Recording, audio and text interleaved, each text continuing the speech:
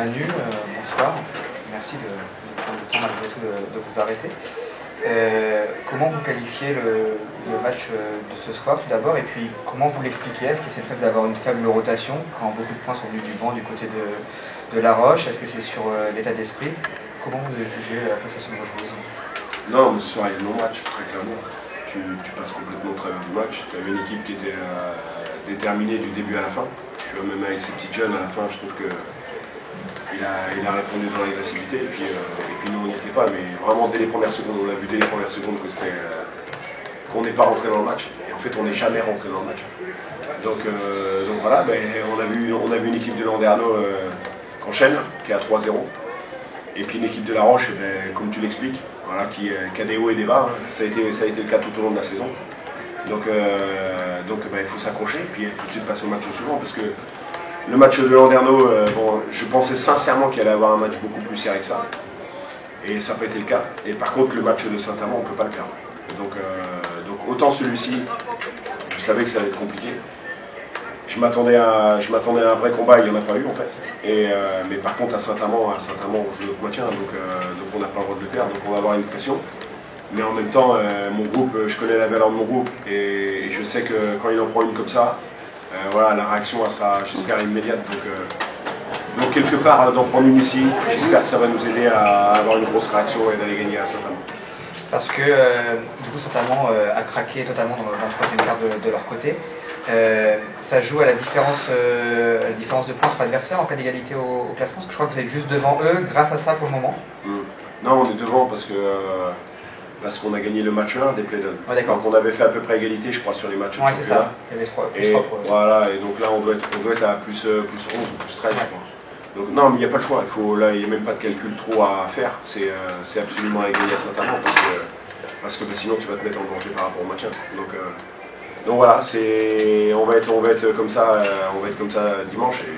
Et puis j'ai envie de te dire que c'était quelque part un peu prévu, quoi. Le niveau de Landerneau ce soir, voilà, il n'y a rien à dire. Ce soir, il faut féliciter Landerneau. Ils ont un rythme de dingue, ils ont une intensité de dingue. Et puis on a pris une leçon de basket ce soir, voilà. Donc ça, il faut l'accepter au plus vite, parce que tu vas jouer dimanche. Donc on est déjà jeudi soir. Tu vois, donc moi c'est ce que je dis aux filles. Je dis, vous mettez la journée de demain si vous voulez pour vous en remettre. Mais samedi, il faut être là, parce que sinon à Saint-Amand tu vas douter, et on n'a pas le droit de douter à Saint-Amand. Bien, bonjour, félicitations. Merci. On peut dire qu'aujourd'hui Landerneau a franchi une étape de plus. Est-ce que cet état d'esprit vous l'aurez sans doute jusqu'à la fin des playdowns, vous êtes dedans? Ouais, complètement. On essaie de prendre chaque match les uns après les autres. Tous les matchs comptent, donc on essaie de mettre le focus à chaque fois sur le match qui arrive pour pouvoir du coup être performante et pouvoir les gagner. Aujourd'hui, la clé du départ, ce que vous avez donné, la première consigne, c'était arrêter sur ice. Ça en faisait partie, ouais. Ça faisait partie des clés, parce qu'on sait que c'est une super joueuse. Elle est dans le scoring, elle est dans la transition, elle fait des super passes, c'est une super playmaker. Donc du coup, c'est vrai que c'est une joueuse hyper importante de leur équipe. Si on la ferme, ça enlève déjà quand même une grosse partie. Donc ça fait partie de ça. Après, le but aussi de mettre de l'intensité tout terrain et pendant tout le match. Tout le match dans l'intensité. Ouais.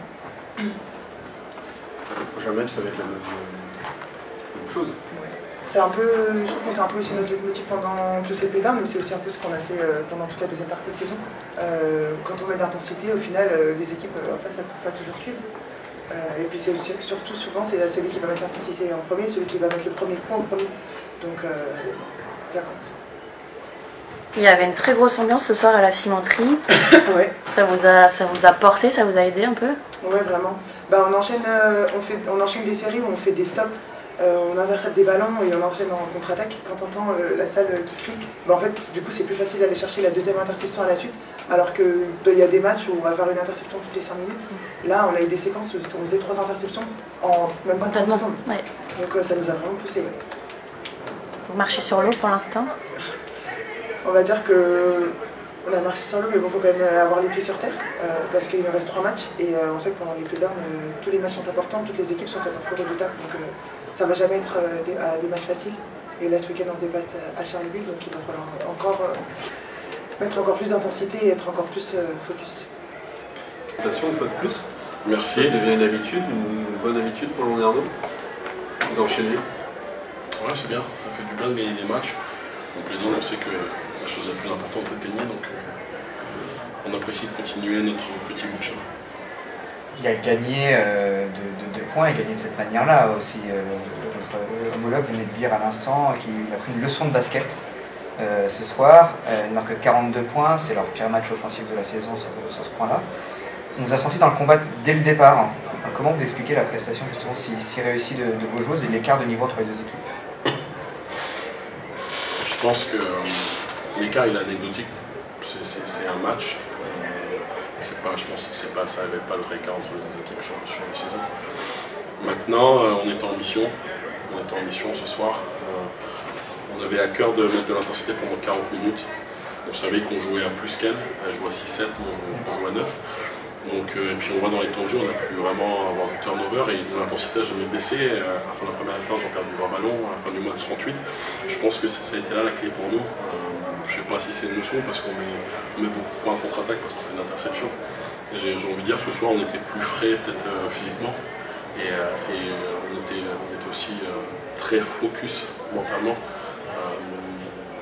Là où en fin de première mi-temps j'étais un peu agacé parce qu'on a 2-3 situations faciles qu'on peut mettre et en fait ce que j'explique au fils c'est que quand l'adversaire il est proche du chaos, il faut mettre le coup pour qu'il ne se relève pas.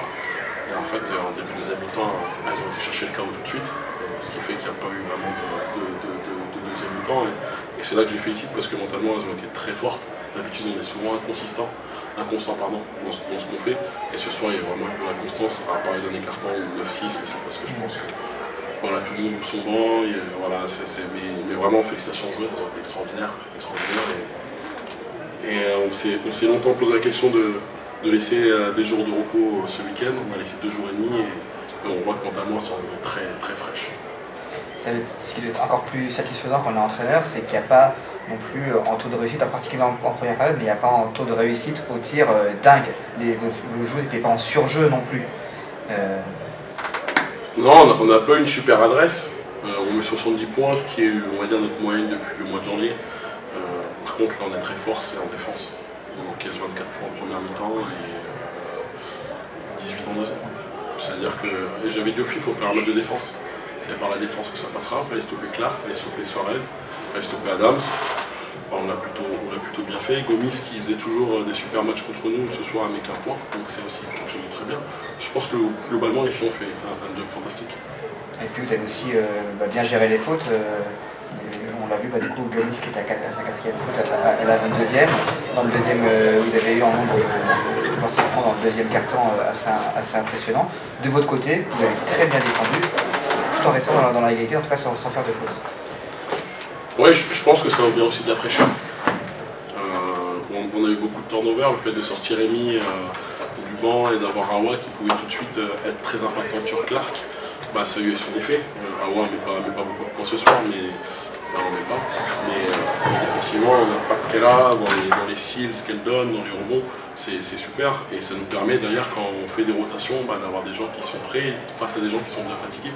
Donc je pense que c'était un vrai facteur, la fraîcheur finale ce soir. Qu'est-ce que vous avez pensé de... C'est très compliqué à cette peu de minutes, mais vous avez quand même pu ouvrir le banc, comme vous le disiez, en fin de match. Très applaudi par le public quand on avait le ballon. Qu'est-ce que vous avez pensé de leur match, justement? Si on peut penser quelque chose sur quelques minutes. On parlait des entrées de Yubi et Yubi Kandam et Roana et Elsa Lebras. Écoutez, elles sont rentrées, elles étaient prêtes. Moi, ce que j'ai aimé, c'est qu'elles sont rentrées prêtes physiquement à défendre. Après, on attaque à fond. Je suis un peu déçu parce qu'Arona, c'est un vrai bras et le seul tir qu'elle prend, c'est pas un bon tir. Mais au moins, comme je le dis, elle a pris sa responsabilité quand elle est. Elsa, elle a fait ce qu'elle sait faire, mais ça aussi, c'est important pour une jeune, c'est de ne pas se mettre de pression. C'est une fille qui attaque le cercle, elle a attaqué le cercle. Elle a eu plus ou moins de réussite, mais elle a attaqué le cercle. Et après, elles ont fait ce qu'on leur demande toute la semaine, c'est défendre, mettre de l'intensité, et elles ont défendu, elles ont mis de l'intensité, donc je suis très content. Je pense que c'est bien qu'on peut les récompenser parce que c'est des filles sans qui on ne pourrait pas s'entraîner pendant l'année. Des filles qui répondent toujours présentes, qui se mettent en cadre entre les espoirs, les pros, leurs études. Et voilà, c'est une petite récompense qu'on peut leur donner, mais croyez-moi, la reconnaissance est bien au-delà de ces 3-4 minutes.